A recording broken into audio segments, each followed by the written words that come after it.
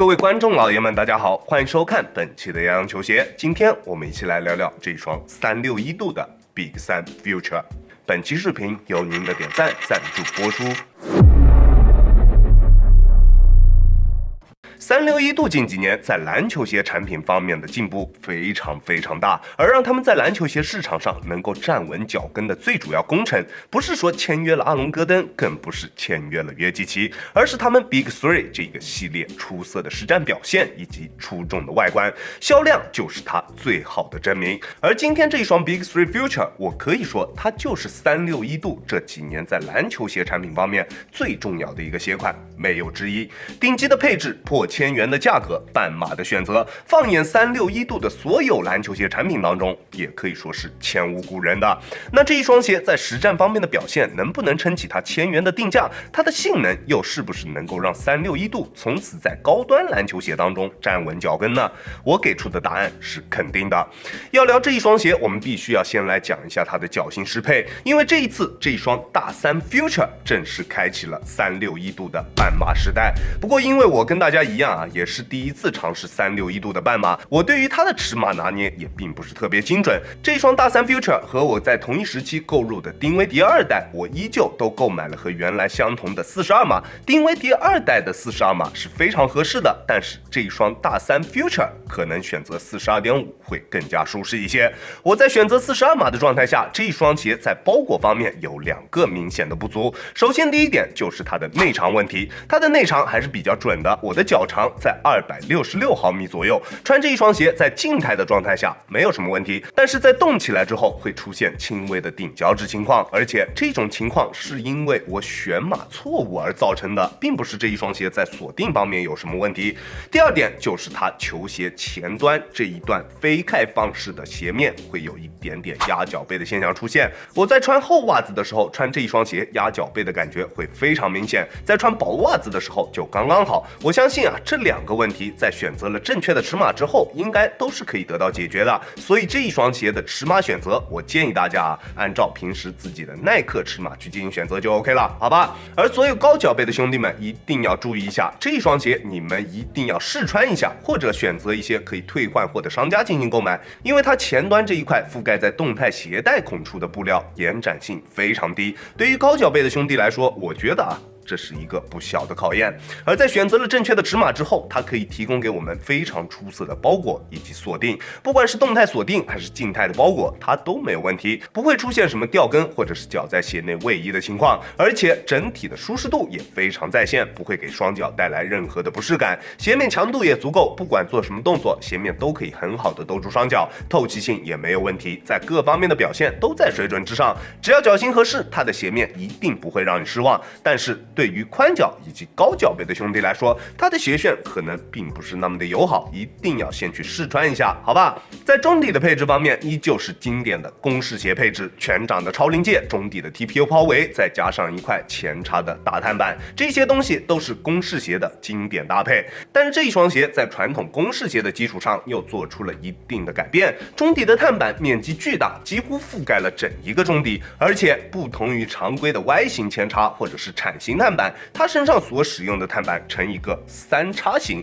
从拆解图大家可以看到，它的这一块碳板具有一定的弧度，整体的造型跟大家的足底具有一定的相似程度，在中部有抬起，在前后掌也都有贴合脚型的弧度。虽然这一块碳板整体的刚性非常高，用手很难将它掰弯，但是合适的弧度以及前掌的3叉造型都让它的穿着门槛有所下降。我在第一次穿这一双鞋打球的时候就没有感觉到它的中底会有任何板脚的情况，如果下肢力量不是特别好的兄弟可能需要磨合个2场球左右的时间，但是如果你是刚入门的篮球小白，这一双鞋我是不推荐你去购买的，它还是需要有一定下肢力量作为基础才可以去驾驭的，好吧？而对于有一定下肢力量基础的进阶型球员来说，这一双鞋的中底体验十分出色，不管是在跑动感、反应性、场地感、缓震、滚动感等等各个方面，它的表现都在水准之上。虽然这个鞋款的第一代言人是约基奇，但是它的中底重心并不高，跟它之前一直穿的 GT Jump 完全就不是同一个类型的篮球鞋。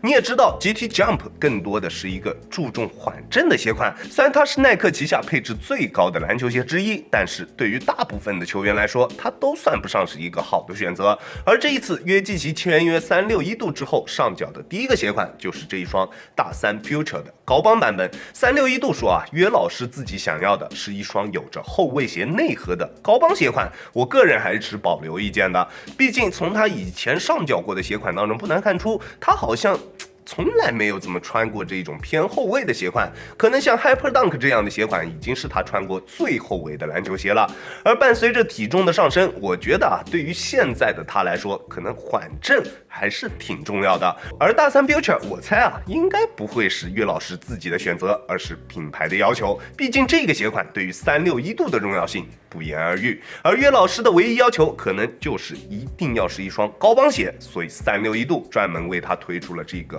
高帮的版本。当然这些都是我个人的猜测罢了，那你觉得呢？欢迎大家留言讨论。这里扯得有点远了，我们回到这一双鞋的实战表现。它的中底重心较低，场地感表现十分出色，并且中底的缓震材料调教也偏硬，在突破时脚底下的感觉非常直接，不会有任何拖泥带水的感觉。但是它的中底存在着一个很多国产篮球鞋都存在的问题，就是中底立线的内倾，它的前掌存在着一定的内扣问题。在意这一点的朋友们是不是要购买这一个鞋款，可能还需要再仔细斟酌一下，好吧？而除了它前掌存在着一点点轻微的内扣问题之外，这一双鞋的中底绝对可以算得上是顶级的公式鞋中底，场地感、反应性、缓震、支撑、抗扭、滚动感、中底过渡等等各方面，不管是在哪一点上面，你都挑不出什么毛病。只要你们对于内扣问题不是特别在意，你就可以选择这个鞋款。而这双大3 Future 也一定会给你带来物有所值的中底体验。在大底方面，它的表现只能算比较一般，大底的耐磨水平并不是特别好，基本上只能在室内的木地板上面打球。虽然它的橡胶硬度在测试下能够达到65左右，但是较细的纹路注定了它就是为了内场而生的。想穿它用来打外场的兄弟们还是不要考虑这一个鞋款了。而它在室内木地板上面的表现还算是比较不错的，在干净的场地上面，它能够做到想停就停的水平，但是吸灰控制比较一般。如果场地上面灰尘比较多，就需要大家不断用手去擦鞋底，才能保证脚底下有够用的抓地力。大3 Future 在各方面的表现都非常不错，就是一双非常典型的公式鞋所能带给我们的穿着体验。它的整体穿着体验更像是一双降低了一点重心之后的预甩14泵，它的场地感更出色，反应性也更加优秀。虽然 Big 3 Future 这一个定价达到了4位数，但是一上市就以699的价格来进行售卖，我觉得这一个价格还是非常合适、非常亲民的。它的性能表现以及整体配置绝对能够撑得起它现在699的这一个价格，而且它的鞋盒也非常的普通，没有进行任何的过度包装。我相信后续它的价格应该还有着一个比较大的下降空间。如果这一双鞋的价格能够降到个400左右，那对于其他品牌甚至是整个篮球鞋市场来说，都会是一个不小的冲击。不过我得提一嘴361度，如果你真的想要冲击一把高端篮球鞋市场，能不能把品控稍微提升一下？我手上这一双鞋鞋舌这里都是坏的，如果你们真的要往上走，那你们在品控这一块，我觉得还是得多下点功夫。OK， 这就是本期视频的全部内容了。再次感谢大家观看本期的亚当球鞋。如果你觉得我的视频还有点意思，欢迎大家在各大平台搜索亚当球鞋找到我，记得要点击关注哦。好了，那我们下期视频再见，大家有空来做 ，peace。